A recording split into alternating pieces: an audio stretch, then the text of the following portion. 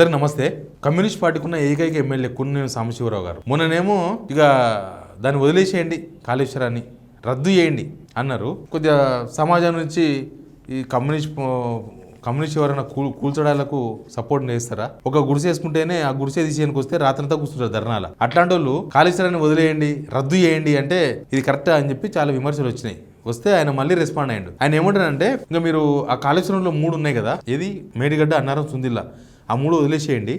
వదిలేసేసేసి ప్రాణిత చెవుల నుంచి కట్టండి, ప్రాణిత చెవుల కట్టండి, దాన్ని తీసుకొచ్చి దీనికి లింకప్ చేయండి ఎల్లంపల్లికి, ఇంకా అదేమొద్దు వదిలేసేయండి అని చెప్పేసి ఒక కామెంట్ చేసిండు. ఆయన కామెంటు ఆయన ఇష్టం, ఆయన భావ ప్రకటన స్వేచ్ఛ ఉంటుంది, ఒక ఎమ్మెల్యే కాబట్టి మాట్లాడితే మాట్లాడుతుండొచ్చు. కానీ అసలు వీళ్ళ వెనుక ఉండి మాట్లాడిస్తున్నది ఎవరు అనేది ఒక పెద్ద క్వశ్చన్. ఇక్కడ బీజేపీ వాళ్ళు, రేవంత్ రెడ్డి గారు, వీళ్ళంతా ఒక సేమ్ లైన్ మాట్లాడుతున్నారు. ఇప్పుడు కూననేని సాంబశివరావు కూడా అట్లాంటి లైనే కానీ కొంత తెలివిగా మాట్లాడుతున్నారు. అసలు వీళ్ళు వెనుక ఉండి మాట్లాడిస్తున్నది ఎవరు? వీళ్ళంతా మాట్లాడడంతో ఎవరికి లాభం? ఇది ఒక పెద్ద చర్చ. ఇప్పుడు దాని మీద మాట్లాడదాం. మీరు చూస్తున్నది సిగ్నల్ టీవీ డిజిటల్, ఇది కూడా సిగ్నల్ టీవీదే. మీరు సబ్స్క్రైబ్ చేసుకోవడం మర్చిపోతే. ఇది కూడా సబ్జెక్ట్లో పోతే ఆయన చేసిన కామెంట్, కూననేని సాంబశివరావు చేసిన కామెంట్ నేను మీకు చెప్పిన. ఇప్పుడు ప్రాణిత చెవిలో కట్టండి, ఇక అన్నారం, సుందిలా అవి వదిలేసేయండి, అదేమొద్దు, సవరించుకున్నాడు. మొన్న మాట్లాడిన దాన్ని మొన్ననేమో మొత్తం వదిలేయండి అన్నాడు. మొత్తం వదిలేయండి అంటే ఇంకా ఇక్కడ మల్లన్న సాగరు అవన్నీ వదిలేసేయాలి, అన్నీ వదిలేసేయాలి. ఇప్పుడు మొన్ననే శంకుస్థాపన చేసిన గంధమాల, అది కూడా వదిలేసేయాలి, మొత్తం రద్దు చేయాలన్నమాట, రద్దు. అయితే విమర్శలు వచ్చినాయి. కమ్యూనిస్ట్ పార్టీ అంటే మాట్లాడతారా, నువ్వు రేవంత్ రెడ్డికి లొంగిపోయి మాట్లాడుతున్నావా అని కొన్ని వస్తాయి కదా యాజిటీస్గా సమాజం నుంచి, వస్తే ఆయన సవరించుకొని ఇది మాట్లాడాను. అయితే అసలు వీళ్ళు ఎవరికి మేలు చేయాలని మాట్లాడుతున్నారు? కమ్యూనిస్టులతో కూడా మాట్లాడిస్తున్నది ఎవరు? కమ్యూనిస్టులు చంద్రబాబు బాగా దగ్గర. అప్పుడు రైతులు కరెంటు బిల్లు పెంచడానికి కాలువి చంపినా, వాళ్ళ కార్యకర్తలను ఏవి చంపినా చాలా దగ్గర. ఇప్పుడు ఏమంటారంటే ప్రాణహిత కట్టండి, కాళేశ్వరం వదిలేయండి అనేది ఈయన మాట. ప్రాణహిత కట్టడం వల్ల ఏమవుతుందంటే, నేను ఇంతకుముందు కూడా చెప్పిన, గోదావరి, ప్రాణహిత, ఇక్కడ మేడిగడ కట్టిరు మనోళ్ళు. ఎందుకంటే నీళ్ళు ఇక్కడి నుంచి వచ్చినా కలుస్తాయి కాబట్టి ఎక్కువ ఉంటాయి యాజ్ ఇట్ ఈజ్గా. రేవంత్ రెడ్డి మనం చెప్పింది కదా, నీళ్ళు మళ్ళీ కిందికి ఉరుకుతున్నాయి, మనం ఏం చేయాలని. నీళ్ళు కిందికి ఉరుకుతాయి ఎప్పుడైనా కూడా. రేవంత్ రెడ్డి ప్రభుత్వం ఉన్నా, కేసీఆర్ ప్రభుత్వం ఉన్నా, ఇంకే ప్రభుత్వం ఉన్నా నీళ్ళు కిందికే ఉరుకుతాయి. ప్రభుత్వాలు లేకపోయినా కిందికి ఉరుకుతాయి నీళ్ళు. ఇది ప్రాణహిత. ఈడ నీళ్ళు ఈడ కట్టమంటాడు, మహారాష్ట్ర ఒప్పుకోదు. ఈడ 148 కడతారు, కడితే 40 టీఎంసీలు నీళ్ళు వస్తాయి అంతే.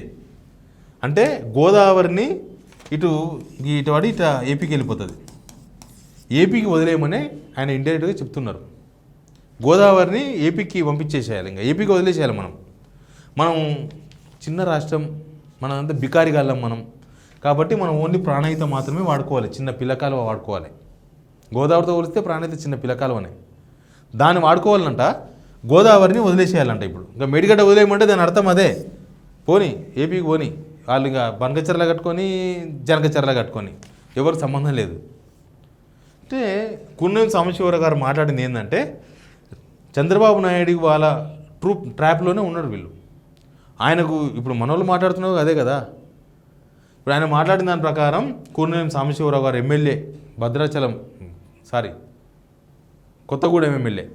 కొత్తగూడెం ఎమ్మెల్యే మాట్లాడింది ఏంటంటే, దీన్ని చంద్రబాబుకు వదిలేసేద్దాం, ఈ చిన్న పిల్లకాలువ మీద కట్టుకుంటాం, 40 టీఎంసీలే. ఈడనేమో ఈడ 140 టీఎంసీ, 141 టీఎంసీ, 141 టీఎంసీలు మనకి. ఇది 141 టీఎంసీలు ఎక్కడ, 40 టీఎంసీలు ఎక్కడ?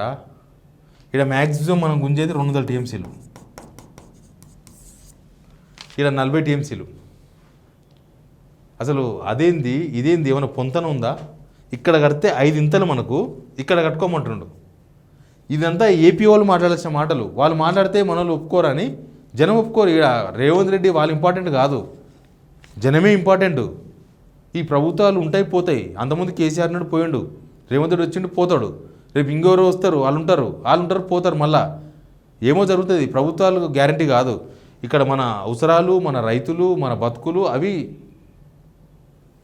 స్థిరం. కాబట్టి ఇప్పుడు ఈయన మాట్లాడుతున్న మాట లెక్క ప్రకారం చంద్రబాబు నాయుడికి లబ్ధి చేకూర్చే విధంగా కూననేని సాంబశివరావు గారు మాట్లాడారు. బహుశా కుమ్మక్కై మాట్లాడుతున్నారో లేకపోతే వాళ్ళు మేనేజ్ అయ్యి మాట్లాడుతున్నారో కూడా తెలియదు. ఆల్మోస్ట్ రేవంత్ రెడ్డి గారు కూడా అదే మాట్లాడుతున్నారు. రేవంత్ రెడ్డి గారు కూడా నీళ్ళు మరి ఏం చేయమంటావు, మనం బ్యారేజీలు కడతలేం కాబట్టి నీళ్ళు కిందికి పోతున్నాయి అన్నాడు కదా, అక్కడనే పిలిచి మాట్లాడుతున్నాడు కదా, అక్కడనే మీరు బనకచెర్ల కాకుండా నీళ్ళు ఇంకా ఇచ్చంపేలకి తీసుకో అది అక్కడనే. అంటే ఎక్కడ తిరిగి రేవంత్ రెడ్డి కూడా చంద్రబాబు నాయుడు అనుకున్న పనికి రూట్ క్లియర్ చేస్తున్నట్టు కనిపిస్తుంది. ఇక ఇక్కడ వస్తే కిషన్ రెడ్డి గారు కూడా ఆయన ఏమంటే 2 రాష్ట్రాలకు నష్టం లేకుండా బంగచెర్ల కడతారు. బంగచెర్ల కట్టడం అంటే 2 రాష్ట్రాలకు నష్టం లేకుండా ఉండదు, ఖచ్చితంగా తెలంగాణకు నష్టం జరుగుతుంది. అది సాధ్యం కాదు. ఎట్లుంటుంది అంటే ఓ కుండలో అన్నం ఒక ఆయన గుంజుకొని పోతుండు, ఆయన్నే కొద్దిగా వండుకుండు లేదని. నేను ఇద్దరు న్యాయం చేస్తాను, ఇద్దరు కొద్ది పెడితే కన్ను అవుతుందా? అవతలోడు వీలోడు, బీజేపీ, జనసేన, టీడీపీ అవసరమైతే కుండానికి ఇచ్చి పంపించేస్తారు. ఈయనకు న్యాయం ఎట్లా జరుగుతుంది? తెలంగాణకి ఎక్కడ న్యాయం జరుగుతుంది? తెలంగాణ న్యాయం జరిగే అవకాశం లేదు. బనకచెర్ల కెపాసిటీ ఏంది? బనకచెర్ల కెపాసిటీ 2000 నుంచి 4000 టీఎంసీలు తీసుకుపోతారు వాళ్ళు. మొత్తం మిగులు జలాలు, ఆ జలాలు, వరద జలాలు అని చెప్పి అక్కడ గ్రీన్ కోన సంస్థకే పెద్ద మొత్తంలో నీళ్ళు కావాలి.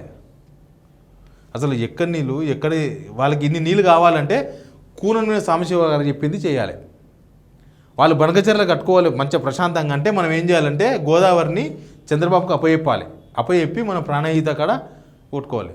ఎందుకు ఇంకా ఊకే మూసి నీళ్ళు వాడుకుందాం అందరం, అదే సజెషన్ చేయండి. ఎవరితోనో కుమ్మక్కై వీళ్ళందరూ మాట్లాడుతున్నారు అనేది కూననేని సాంబశివరావు గారు మాట్లాడిన తర్వాత ఫుల్ క్లారిటీ వచ్చినట్టు అనిపిస్తుంది. Please subscribe signal TV digital.